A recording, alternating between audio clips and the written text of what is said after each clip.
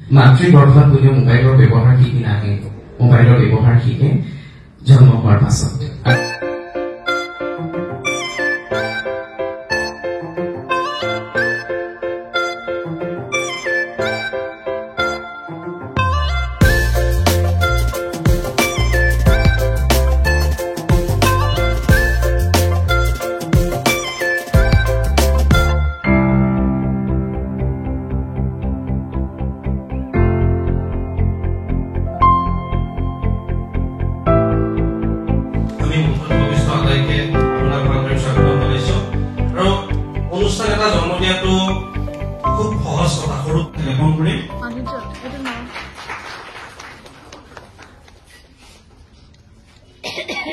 আগতকৈ কিছু পৃথক হওক, ইয়াত সাহিত্যৰ সৃষ্টি নহয়, সাহিত্যৰ চৰ্চা হওক। কাৰণ আজিকালি অলপ আগতে মোৰ আগৰ বক্তাই কৈছে সৃষ্টি সকলোৱে কৰে, কিন্তু চৰ্চাটো আচল কথা। যদি চৰ্চা নাথাকে, স্বীকৃতি এটা ভাষাক ৰক্ষা কৰিব নোৱাৰে, লাগিলে সেয়া ধ্ৰুপদী ভাষাই নহওক কিয়। যেতিয়ালৈকে চৰ্চা থাকিব তেতিয়ালৈকে আমাৰ আইমুখৰ ভাষাটো থাকিব। আৰু আমি যে আজিকালি প্ৰায়ে কওঁ, বিশেষকৈ ইয়াত আমাৰ প্ৰজন্মৰ নৱপ্ৰজন্মৰ বহুকেইজন আছে, সেইবাবে কৈছো আমি প্ৰায়ে কওঁ আমি যান্ত্ৰিক হৈ পৰিছো, আমি হতাশাগ্ৰস্ত হৈছো, হতাশাৰ চিকাৰ হৈছো। তাৰ মূল কাৰণটো কি, আমি শিপাৰ পৰা আঁতৰি আহিছো। আৰু শিপা কি? শিপা হৈছে কিতাপ। আমি কিতাপৰ পৰা আঁতৰি আহিছো। শুনিবলৈ পাইছো 2025 বৰ্ষলৈকে অসম চৰকাৰে কিতাপৰ বৰ্ষৰূপে পালন কৰিছে। মই নাজানো তেওঁলোকে কি পদক্ষেপ লয়, কিন্তু আমি প্ৰতিটো বছৰে কিতাপৰ বৰ্ষ হিচাপে পালন কৰা উচিত। এটা মাহত অন্ততঃ এখন হলেও কিতাপ আমি পঢ়াটো উচিত। আৰু যেতিয়ালৈকে আমি কিতাপক সাৱটি থাকিম, যেতিয়ালৈকে কিতাপ আমাৰ হাতত থাকিব, তেতিয়ালৈকে কোনো হতাশা, কোনো নিসংগতাই আমাক আৱৰি ধৰিব নোৱাৰে।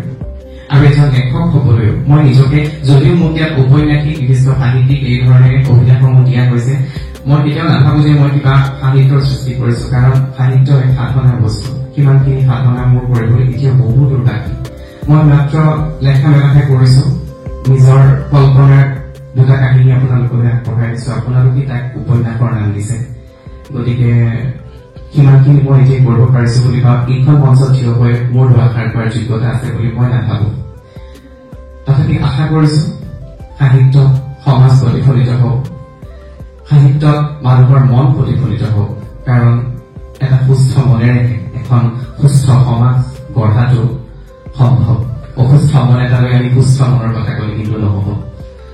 আৰু দ্বিতীয়তে আজিকালি প্ৰায় দেখা যায় নৱপ্ৰজন্মৰ, আমি অভিযোগ দিয়া যায় যে নতুন ল'ৰা ছোৱালীবোৰে আমাতকৈ সৰু সৰু যিখিনি ল'ৰা ছোৱালী, সিহঁতে কিতাপ নপঢ়ে, কিতাপৰ পৰা আঁতৰি থাকে, মোবাইল চায়। কিন্তু কথাটো এইটো, মাতৃগৰ্ভত বুলিও মোবাইলৰ ব্যৱহাৰ শিকি নাহে, মোবাইলৰ ব্যৱহাৰ শিকে জন্ম হোৱাৰ পাছত। আৰু সেইটো ক'ৰ পৰা শিকে? ঘৰৰ মানুহৰ পৰাইতো শিকে। আজি যদি নিজলৈ চাওঁ, মই যদি নিজক সুধো যে মই কিয় পঢ়িবলৈ আৰম্ভ কৰিছিলো, লেখা মেলা আৰম্ভ কৰা মোৰ বৰ বেছি দিন হোৱা নাই। মই আজিও নিজকে পাঠক বুলি কৈ ভাল পাওঁ। যেতিয়া ঘৰত দেউতাই কিতাপ পঢ়ি থকা দেখো, খুৰাহঁতে বিস্ময় পঢ়ি থকা দেখিছিলো, মায়ে প্ৰিয় পুথিখন পঢ়ি থকা দেখিছিলো, তেতিয়া মই নিজে নিজে ৰংমনখন, সফুৰাখন, মৌচাকখন মেলি লৈছিলো। বিস্ময়ৰ বৈদুৰ্য বৰুৱাৰ উপন্যাসৰ প্ৰতি তেতিয়াই প্ৰীতি জাগিছিল। লাহে লাহে আন কিতাপসমূহ পঢ়িবলৈ গৈছিলো।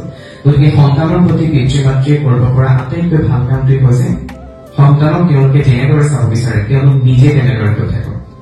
আৰু যেতিয়া তেওঁলোক তেনেদৰে নিজে হৈ থাকিব, সন্তানে তেওঁলোকক নিশ্চয় সেইখিনি নিজেই ল'ব।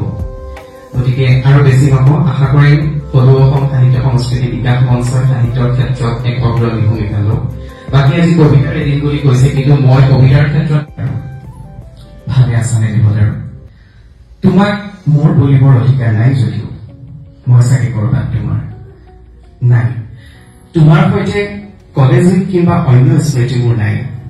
কোনোদিন গছকি পোৱা নাই SNBC নাইবা NNDPৰ চোতাল, কফি হাউচ RKB মোৰ বাবে উপন্যাসৰ ঠাই। কেৰিয়াৰত কোনোদিন নতুন ফাগুন মোৰ নামি অহা বুলি চিঞৰি পোৱা নাই। তাৰ পাছতো দিবলৈ আন কৰবাত এক হৈ থাকো। তোমাৰ বুকুত আবেগেৰ দিনা মোৰ চকুৰে বেটিপি পৰে। কাঞ্চনৰ ৰঙেৰে ৰঙীন হলেও তোমাৰ বুকুৰ সৰাপাত এটি মোৰ বুকুৰেও সৰে। ভালে থাকিবা দিবলৈ, আমি আমাৰ নহলেও কোনোবা জগতত একেলগে থাকিম। অহা জনমত এজোপা দিবলৈয়ে হয় তোমাৰ বুকু দেখি পালে। অনুমতি নালাগে আৰু তুমি মোৰ নহলেও মই সদায় তোমাৰ দিবলৈ। ধন্যবাদ।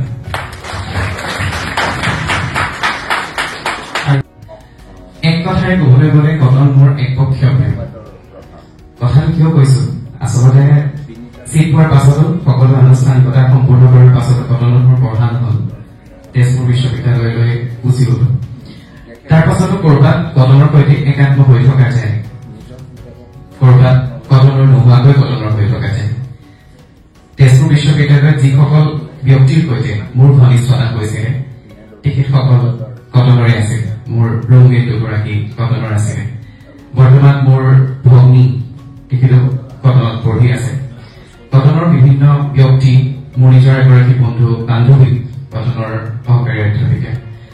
গতিকে কটনৰ সৈতে ক'ৰবাত একাত্ম হৈ আছো, কটনৰ নোহোৱাকৈও কটনৰ হৈ আছো। আৰু সেয়েহে কটনৰ মজিয়াত আজি এইদৰে অনুষ্ঠান কৰিবলৈ পোৱাটো, দুআষাৰ ক'বলৈ পোৱাটো মোৰ বাবে খুব আৱেগিক কথা।